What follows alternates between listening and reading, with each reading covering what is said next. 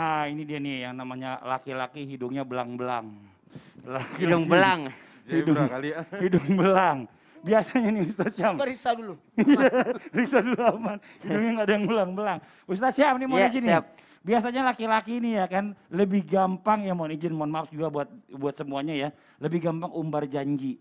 Apalagi umbar janjinya ke perempuan ya, atau ke wanita. Ya, ujung-ujungnya hanya memberikan harapan palsu atau PHP.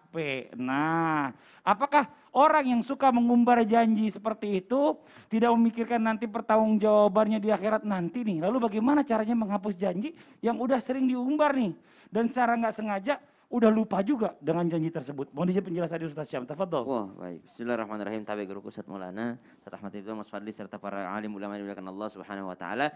Rabbi shrah li sadri wa yassir li amri wahlul 'uqdatam min lisani yafqahu qawli. Amin amin amin ya rabbal alamin. Orang yang suka mengumbar janji, apakah mereka melupakan apakah bahwa mereka akan dimintai pertanggungjawabannya di akhirat?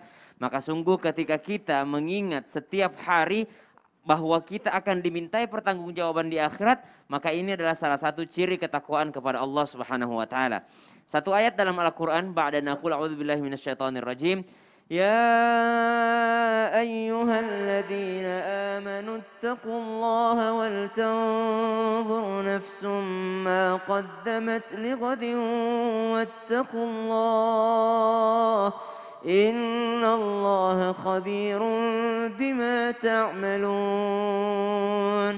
Wahai orang-orang yang beriman, bertakwalah kepada Allah dan perhatikanlah apa yang diperhatikan untukmu di hari esok. Termasuk diantaranya janji-janji yang telah engkau sampaikan, janji-janji yang belum engkau tunaikan, janji-janji yang telah engkau umbar, maka semuanya akan dimintai pertanggungjawabannya di hadapan Allah Subhanahu wa taala.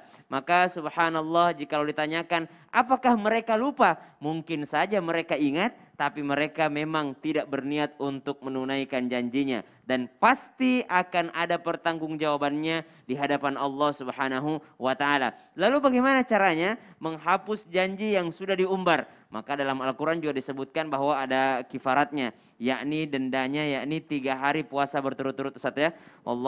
Masya Allah, ini 3 hari puasa berturut-turut adalah ketika kita berjanji, lalu kita berjanji bukan hanya kepada manusia, tapi berjanji kepada Allah Subhanahu wa taala. Namun tentunya ini adalah Allah mengetahui, ya. Jadi Allah yang mengetahui. Tentunya kita sebagai manusia harus selalu yakin bahwa kita ini hidup diawasi sama Allah.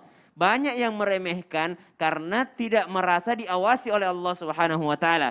Makanya ada dikatakan rukun iman, rukun Islam, rukun ihsan. Apa itu ihsan? Yakni merasa melihat Allah. Kalaupun tidak bisa melihat Allah, yakinlah bahwa Allah selalu melihatmu. Ketika seseorang merasakan kehadiran Allah di dalam dirinya, tidak mungkinlah seseorang itu akan berani untuk mengingkari janjinya. Karena disebutkan di awal tadi bahwa itu adalah ciri daripada kemunafikan. Dan sungguh kemunafikan adalah satu hal atau satu sifat yang sangat-sangat dikhawatirkan atau sangat-sangat patut untuk kita takutkan. Pertanyaannya lagi, lalu bagaimana kalau lupa dengan janjinya? Atau misalnya dia lupa bahwa dia pernah berjanji. Maka kita sebagai temannya nih, teman-teman milenials, tadi disebutkan oleh guru kita, salah satu ciri orang yang beriman itu, orang yang baik itu adalah yang mengingatkan juga janjinya kepada temannya. Artinya kalau misalnya ada teman kita nih, ternyata dia pernah berjanji, namun dia yang lupa, kita yang dijanjiin gak pernah lupa dong.